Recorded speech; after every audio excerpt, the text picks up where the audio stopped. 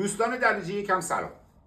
میخواستم در مورد این موضوع باهاتون صحبت کنم که چرا الان بین طرفداران نظام، اصلاح طلب، اصولگرا، پایداریچی، شل، سفت، بالا پایین چرا اینقدر دعواست؟ که چرا دولت رفته در نیویورک و اونا تحویل نگرفتن، سر قرار مذاکره نیامده آقای ویتکاف. خب آقا جون 10 سال پیش امروز یادت میاد؟ برادر ارزشی، برادر انقلابی، تندرو، صفرو، یادت 10 سال پیش تمسخر میکردی ظریفو که وزیر امور خارجه آمریکا احترام گذاشته بود باهاش راه میرفت، منابع مالیت هم آزاد کرد، غنی سازیت هم به رسمیت شناخت؟ یادت میاد؟ از زیر فصل هفتم آوردت بیرون؟ یادت 10 سال پیش آمال زمان ساسانیان و مادها و پارسا نیست؟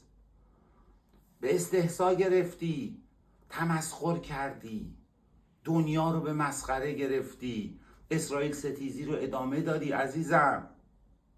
قربونت برم انقلابی جون، نازنین، شرور، پسر شیطون محله، لات بازی در آوردی، دنیا دیگه تو رو محله میذاره، سر قرار نمیاد، مذاکره باهات نمیکنه، نیابتی ها رو از دست دادی، سوریه رو از دست دادی، همه چی رو خراب کردی.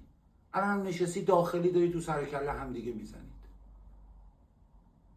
شما نه تنها دنیا رو به استحضا گرفتید، مردم ایران هم به تمسخر گرفتید. مایحتاج اولیه‌شون رو ندادی، ثروت زیرزمینیشون رو تبدیل کردی به اسلحه و آت و آشغال برای لبنانی و فلسطینی و اینا.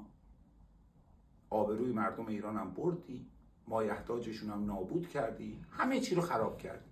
الان هم داری میزنی تو سر اصلاح طلب. اصلاح طلب تو هم بزن تو سر پایداریچی.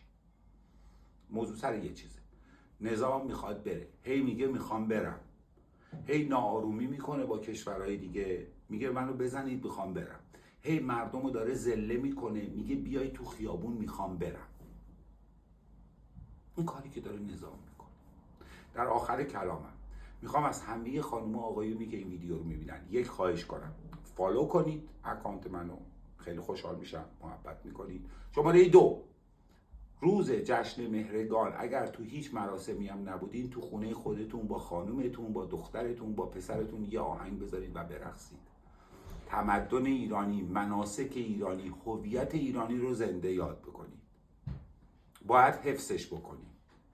هر کسی هم که شما رو تشویق به جشن و پایکوبی میکنه، یادتون باشه که دنبال آینده شکوفا و سربلندی